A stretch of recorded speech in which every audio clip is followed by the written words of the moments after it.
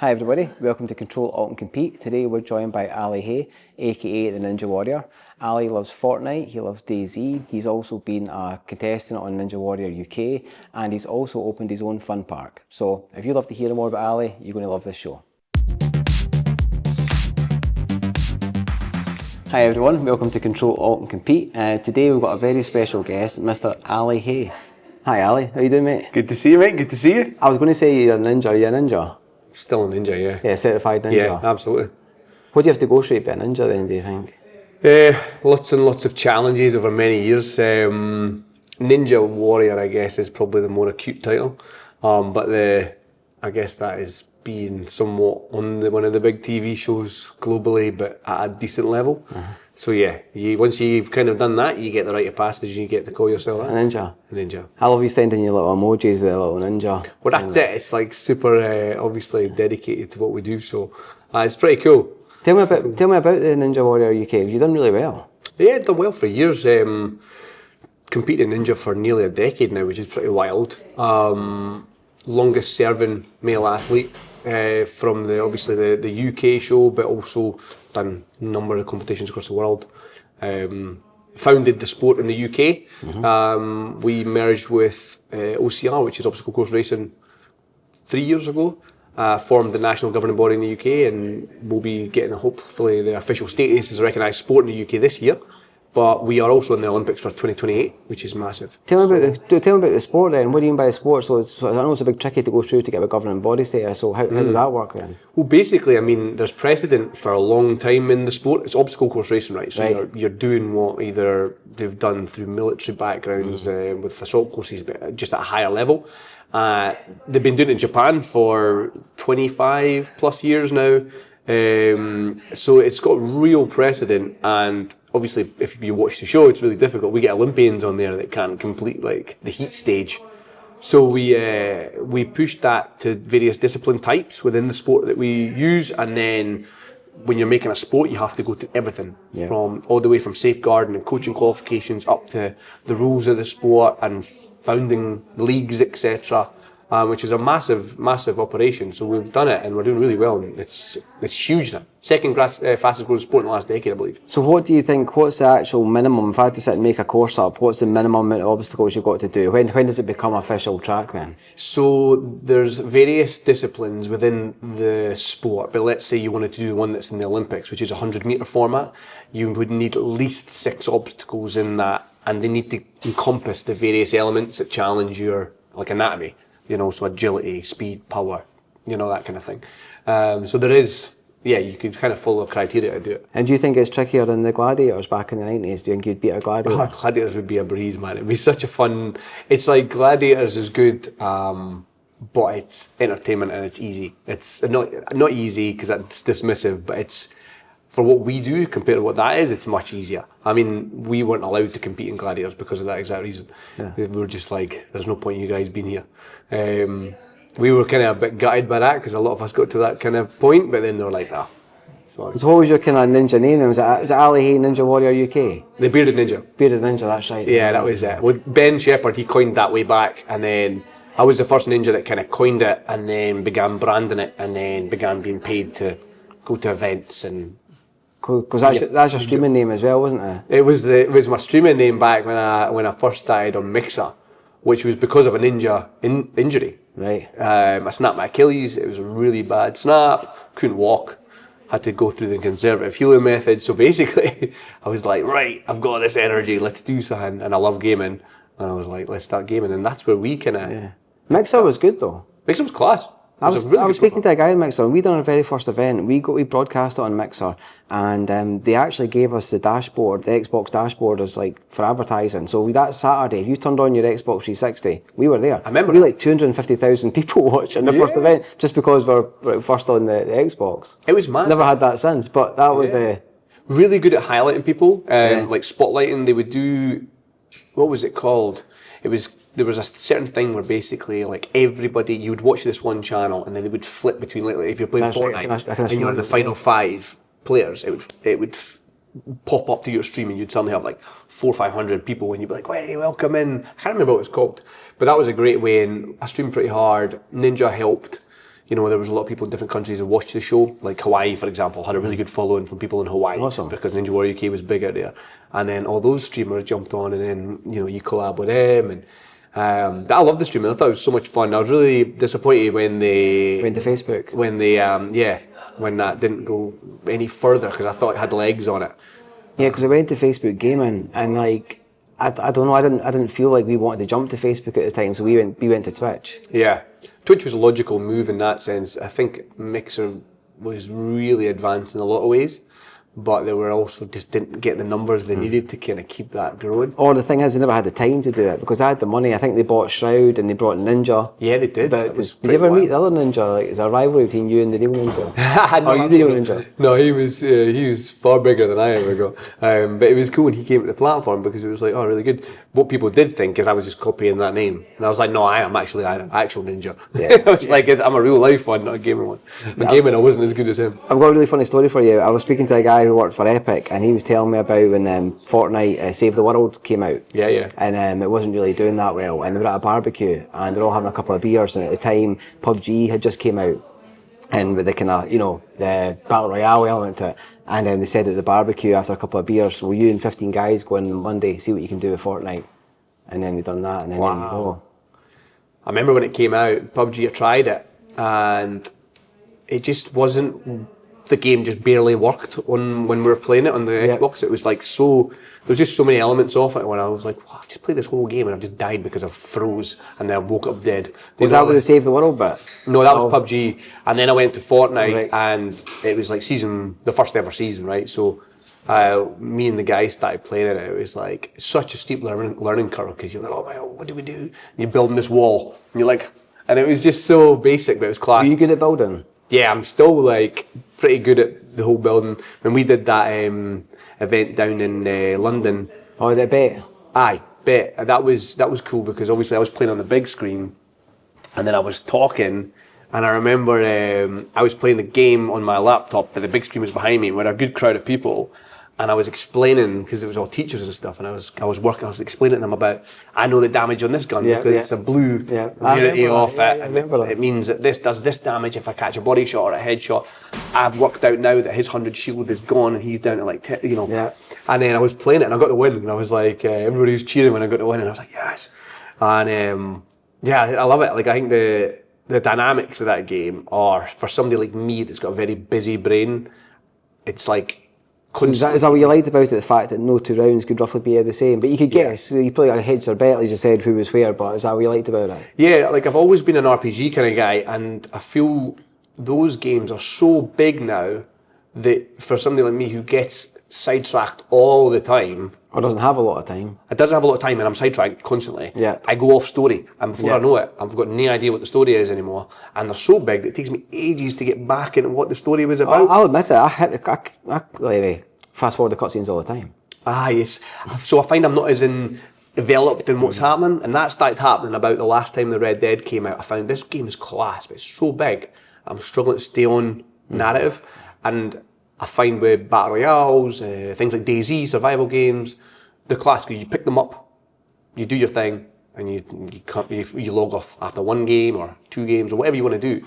I mean, even in the morning, so my routine is always like I get up, I do my morning routine, you know, my mantras and my breathing and my water and blah blah blah, and then I always play like 15 minutes of a game. Do you? Aye, even that's what I do first thing in the morning because it's giving me my time. I know my days I'm going to have very little time for myself, so it gives me that 15-20 minutes to say I've done something that I enjoy doing this morning. Yeah. And then I'll go to the gym and I'll start my day and I'll work and whatever. So this morning it was DayZ, just log in. Is that good? DayZ's class. Is it good? So good. Are you on the PC with it? No, I still control it. I got a really cool new controller. It's got all the back buttons and got all the different, I can't remember what it's called. It's quite a new brand. It's cool, you can take out bits and it's got Joy-Cons you can put in it. So you can play like Tekken and stuff and with the big basher buttons. Okay. Always been controller. Not really smart. So is DayZ the fact that, so when you die with DayZ, do you lose everything? Lose everything. Right. So your life is like, you start with nothing basically. You got a set of bandages and like, you've got any food or nothing. And it's survival based, you've got temperature, illness, starvation, hunger, injury, infection, everything. And if you ever watch the streaming community, it's like, there's some funny characters on there and they stick to character. So they'll maybe some of them have 2 or 3 characters, but most of them have like 1 character, and they're so funny. Like just because if you have your mic on, which you should, if you play the game, you should have your mic on loud.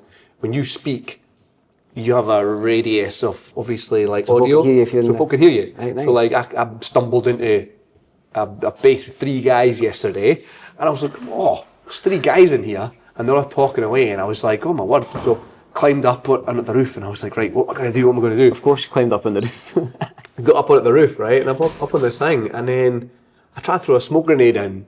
And you didn't say hello? No, I was going to throw a smoke grenade. Survival, right? So you got to nick I want other stuff. Like. Right. Yeah. So I went to throw a smoke grenade and it bounced back, right, lands next to me. I can't see him and falls off the roof and I die. Right, excellent. So you're just like, how does that happen? But it's somewhat like, it might happen. It's a real thing. So these guys are just going to be like, there's a smoke grenade going off. And then they'll go outside and there'll be a guy lying on the floor. And I'm like, what's happened here? I'm going to have to get it because I played Ark Survival Evolved quite a lot. So I do like survival, but DayZ's always kind of floated about. You should really try it. It's like, there's like 3 variations now. There's a new one, like a really, like a Frost one that I play in console, but they're so fun and you can burn hours with them. If you're like on a nice relaxing day, it's a relaxing game, except for when you're being chased by zombies and people. But and can you team up with people like? Aye, yeah. Sometimes you do. I mean, I had this one guy, me and him. We just ended up chatting on the thing, and he's surviving. He was like, "Where are you going?" I was like, "We're going to a military base. I'm going to a military base in the north." And he was like, "I'll come with you."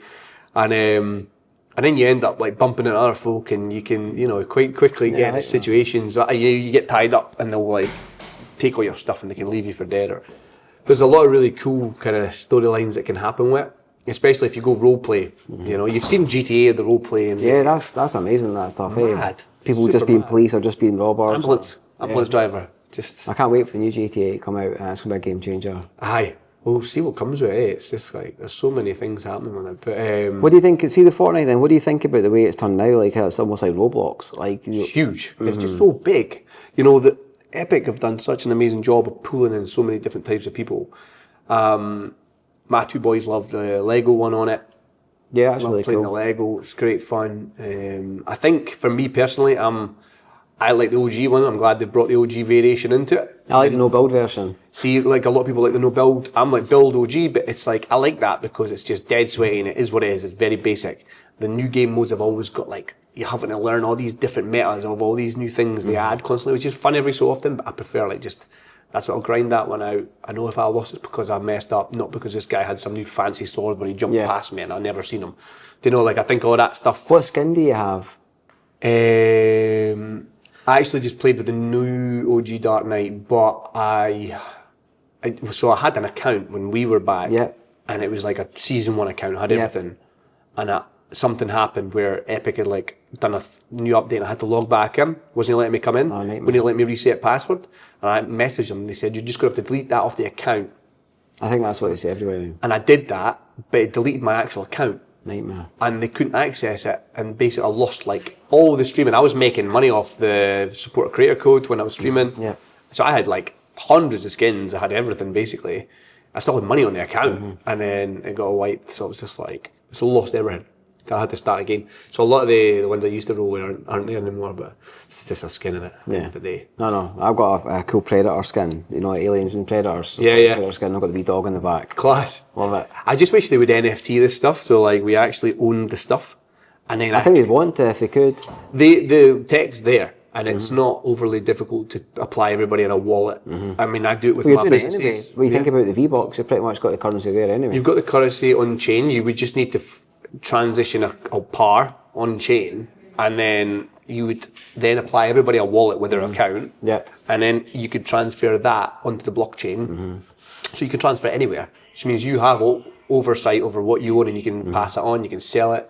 And I think that's the bit that scares them. Everybody selling it in other markets, it would pop up out with their control maybe. Possibly, but you can still tie things in that means it can only be used on certain exchanges. So like you could make sure that the only exchange was an Epic exchange, and then that's where you could sell it and transfer it, but then at least you still owned it. Because I feel like nowadays there's so many things where you buy it, right, but you don't own any of it. Like you're on Prime and you buy a film, and then you lose that Prime account because for whatever reason. Look what just happened to your account with Fortnite. Just lost thousands of pounds worth of account, and you're like, well, that's gone. At least if we had a way to do that, and it would also make the gaming industry within the blockchain so much cooler, because there's a lot of games on there There's a new game that came out. What's it called? It's a battle royale game where you can actually, it's attached to the blockchain. What's it called? Sure. I'll have to check it out. But they've kind of went down that route, so they're testing it. It's the way to do it. I know that that's what they wanted to do. I mean, I was playing games like Terra and stuff on the blockchain like 3-4 years ago, and you got like mining ships and stuff like that. And it was a very basic game, but it's quite cool because you did own them and you could sell them on. I think that stuff's got legs. I think that's where it will eventually go. But it would stop things like that happening, you know, losing fortunes or whatever. But it's cool. So, man, right, so once you've done your 50 minutes of gaming, right, what is it you're working on at the moment then regarding the new Ninja stuff you're doing? So I've got like FECs, like family entertainment centres, like Ninja Warrior UK Adventure Parks and things like that. We've got them in the UK and in the States, but mainly we've got this new brand we're launching called Fun Parks. First one's going to be in Dundee, opens in 4 or 5 weeks' time, so literally probably start of April we're hoping. And they're basically like encompass all fun stuff. So you've got in there, we've got ninja obstacle courses, you've got massive super slides into like airbags, you've got a big inflatable course, multi-story soft play for the younger ones, we've got a retro arcade in there, it's free to play. So you've got your Pong head-to-head, you've got Pac-Man, you've got your Time Crisis, you've got... Did you source all of them then? Yeah, so we buy them on the machines, we get all our own stuff, it's all our equipment now, we make and we send it over to ourselves and we basically build it all on site. The brand itself's pretty cool as well because we've based it around like this anime universe that I created during COVID. And they're kind of based off these stories I used to tell my kids. I used to basically make these stories up every night for my boys, right? Yeah, just make the stories up. Yeah.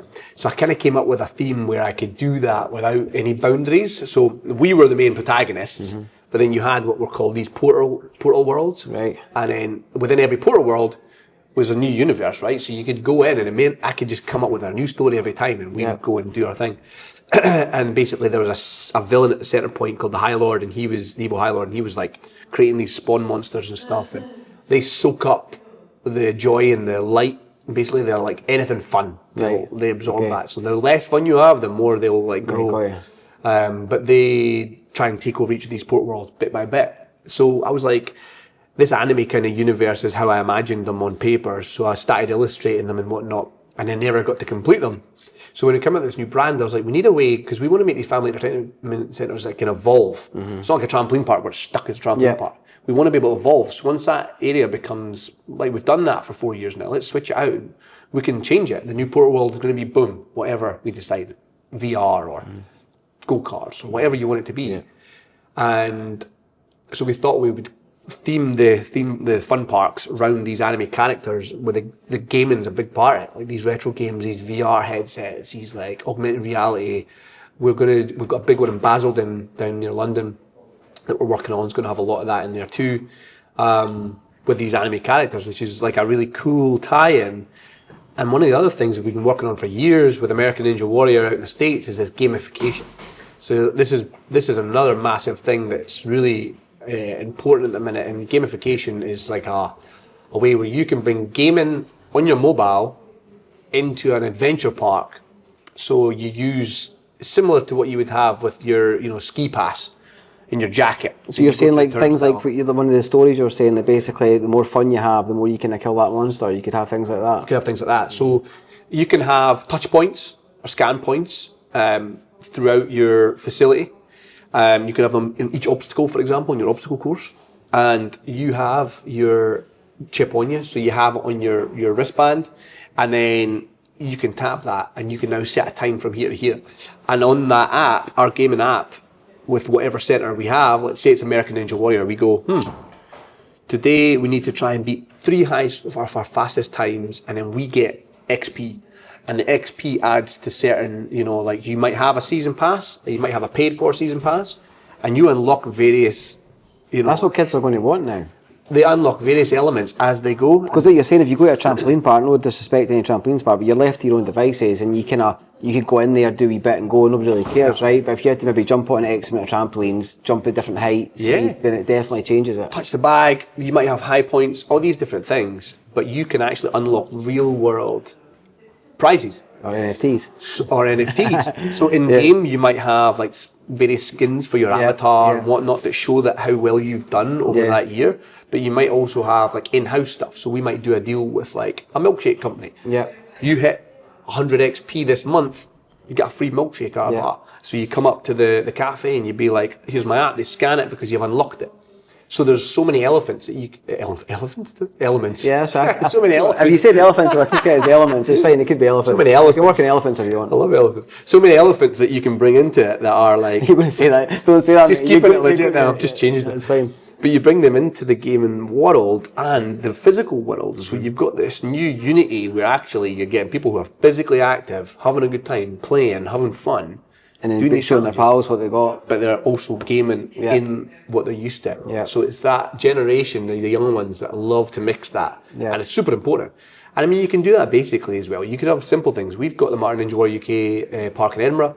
We just scan the QR code and it can show you different ways to do the obstacle, which is great. And that's like even a basic form of tying tech into real life. You can do ones where I could have done the obstacle as a demo and you could hold it up and you can see me on the obstacle even though I'm not there. So just like Pokemon Go, for example, you can put the Pokemon up there and it's got the background, you can try and catch the Pokemon. Well, that makes sense because you turn up to these things and you've not got a clue how to really get across them, right? This is the way things are going. You might have a PT standing there in your gym saying, actually, this is how you lift this weight. So you're going to go along and look at the bike, and then obviously there's somebody on the bike, that's a bad example. But going to film something, they're like, excuse me? Yeah, but this is how you actually do the weights, etc. There's a lot of, so we're working on so many things, and actually we are kind of out there looking for partners. If there is anybody out there that's interested in this stuff, we want to bring more of this to the UK. We've got a lot of it going to the States, and it is transferable, but it's a lot of work transferring everything over, not from an online perspective, just in a physical workload. Well, you're in Dundee, right? You've got every games developer under the sun. But this is what we're saying. So Dundee's like, Dundee's a very important one, I think, for us. I wanted to bring it to Scotland first, Fun Parks. I was really keen to get our first one here. Dundee gets overlooked for some reason in a lot of ways, and I think it's such a cool place. My dad's side of the family's all Dundee, and I think this new brand is going to be a really cool place for people to hang out, and I hope that they feel the anime vibe and they feel the gaming vibe that comes through from it, because that's what people love. They love playing games. So yeah, definitely. You mix it.